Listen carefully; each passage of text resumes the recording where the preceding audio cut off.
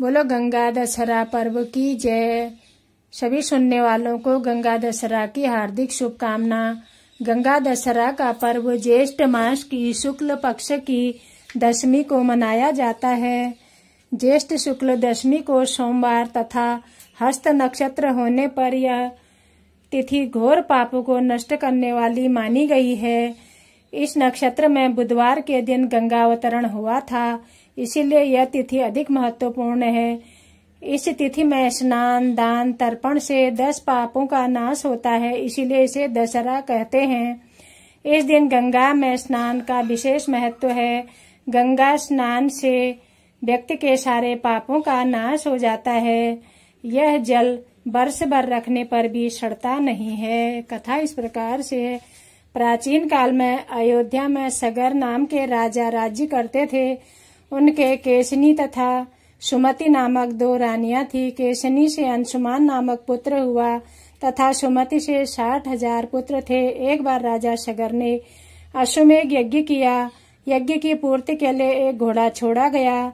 इंद्र यज्ञ को भंग करने के लिए घोड़े को चुराकर कपिल मुनि के आश्रम में बांध आए। राजा ने यज्ञ के घोड़े को खोजने के लिए अपने 60,000 पुत्रों को भेजा। घोड़े को खोजते खोजते हुए कपिल मुनि के आश्रम में पहुंचे तो उन्होंने यज्ञ के घोड़े को वहां बांधा पाया। उस समय कपिल मुनि तपस्या कर रहे थे। राजा के पुत्रों ने कपिल मुनि को चोर चोर कहकर पुकारना शुरू कर दिया। कपिल मुनि की समाधि टूट गई तथा राजा के सारे पुत्र कपिल मुनि की क्रोधाग्नि में जलकर भस्म हो गए। अंशुमान पिता की आज्ञा पाकर अपने भाइयों को खोजता हुआ जब मुनि के आश्रम में पहुंचा तो महात्मा गरुड़ ने उसके भाइयों के भस्म होने का सारा वृत्तांत कह सुनाया। गरुड़ जी ने अंशुमान को यह भी बताया कि यदि इनकी मुक्ति चाहते हो तो गंगा जी को स्वर्ग से धरती पर लाना होगा। इस समय अश्व को ले जाकर अपने पिता के यज्ञ को पूर्ण कराओ। इसके बाद गंगा को पृथ्वी पर लाने का कार्य करना। अंशुमान ने घोड़े सहित यज्ञ मंडप में पहुंचकर राजा सगर से सब वृत्तांत कह सुनाया। महाराज सगर की मृत्यु के पश्चात अंशुमान ने गंगा जी को पृथ्वी पर लाने के लिए तप किया, परंतु वह असफल रहे। इसके बाद उनके पुत्र दिलीप ने भी घोर तपस्या की, परंतु वो भी असफल रहे। अंत में दिलीप के पुत्र भगीरथ ने गंगा जी को पृथ्वी पर लाने के लिए गोकर्ण तीर्थ में जाकर कठोर तपस्या की। तपस्या करते करते कई वर्ष बीत गए। तब ब्रह्मा जी प्रसन्न हुए तथा गंगा जी को पृथ्वी लोक पर ले जाने का वरदान दिया।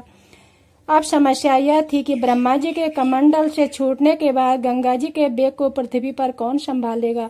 ब्रह्मा जी ने बताया कि भूलोक में भगवान शंकर के अतिरिक्त और कोई भी गंगा जी के प्रचंड बेग को नहीं संभाल सकता है, इसीलिए भगवान शंकर की आराधना करो। भागीरथ ने एक अंगूठे पर खड़े होकर भगवान शंकर की आराधना की। इतनी कठिन तपस्या से प्रसन्न होकर शिवजी गंगा को अपनी जटाओं में संभालने के लिए तैयार हो गए। गंगा जी जब देवलोक से पृथ्वी की ओर बढ़ी तो शिवजी ने गंगा जी को अपनी जटा में समेट लिया। कई वर्षों तक गंगा जी को जटाओं से बाहर निकलने का पथ न मिल सका। भागीरथ ने पुनः अनुनय विनय करके शिवजी से गंगा जी को मुक्त करने के लिए कहा। इस प्रकार शिवजी की जटाओं से छूटकर गंगा जी हिमालय की चोटियों में कलकल निनाद करके मैदान की ओर बढ़ी। जिस रास्ते से गंगा जी जा रही थी उसी मार्ग में ऋषि जहनु का आश्रम था। तपस्या में विघ्न समझकर वे गंगा जी को पी गए।